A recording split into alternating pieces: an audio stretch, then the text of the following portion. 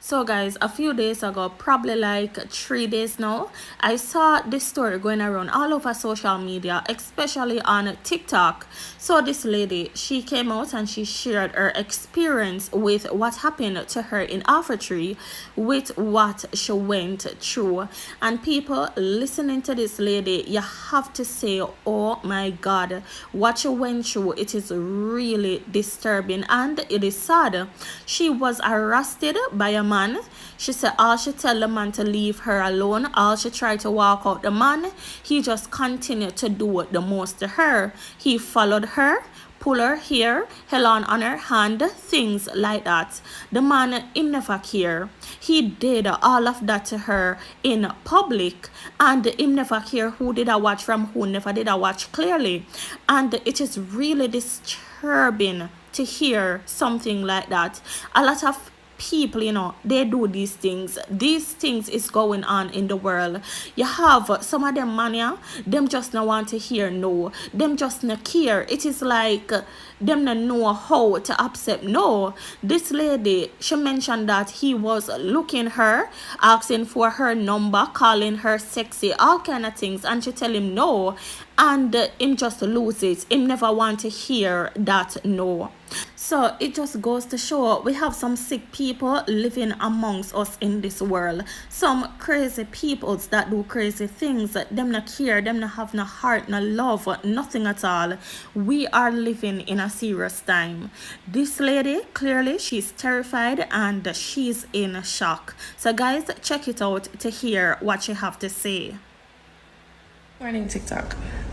So yesterday in Tree, I was harassed physically, and it just makes me wonder how many of these people are we living around, and we don't know what they're like. We're walking amongst killers, abusers, harassers. And we just really don't know what they're made of. So on my way from work yesterday, I went into Tree to get a taxi to go home, right? I was there standing, and all of a sudden a man walked up beside me, and he was looking at my body. Like, he was not hiding the fact that he was looking at my body. He was looking me up and down, and then he steps behind me and he was just looking behind me, and it was just very different. It felt very different, very strange. Something about it just felt different from the regular cat call, and my spirit didn't like it. I was fully disturbed, and I moved. To my surprise, this man moved as well. He changed location and he was following me, and he's like, sexiness, yo, let me get your name and your number now. So I turned to him and I said, is that how you speak to a woman? So I can't tell her say sexy. At this point, I'm mentally checked out. I want to leave. I don't want to be here. Move from beside of me. Normally, I feel pure anger towards men who do this. But for the first time in my life, I genuinely felt intimidated, and that was very concerning. I wanted to leave. Now, can you believe that this man held on to my hand and started squeezing my hand? And I was just saying out loud, why this man leave me alone? Like, leg off of me, I flash off my hand, me move, this man move. Someone move, this man move. Him just a follow me all about the place. And mind you, everyone in Tree is minding their own business. Like, no one cares.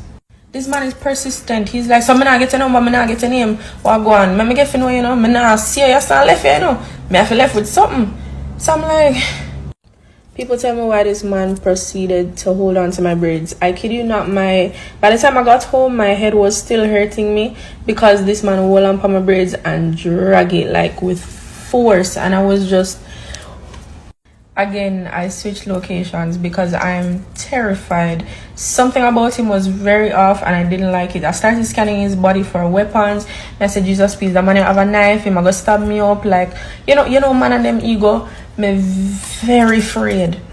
Now finally a taxi man came and he called for where I wanted to go. My speed off, me not wasting no time. People, can you believe that this man followed me to the taxi and he held on to my braids once more and started pulling my hair? And I was just saying out loud, why this man leave me alone? Yo, love me alone, love me. And I push him away, and he held on to my hand and he started squeezing my hand like yo.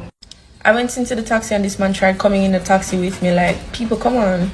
Anyways, when I think I finally get rid of this man, tell me why I feel something hit me on my shoulders. When I look, the man I dig up my shoulder and fling money in my face. Like, use this, pay your fear. Like, She's really brave to come out and share what she went through, share her story and her experience with others so people can be aware. I am glad to know that nothing happened to her and she got away from that man, that monster. So people, please be aware. The truth is, these things, it is happening nowhere at all is safe.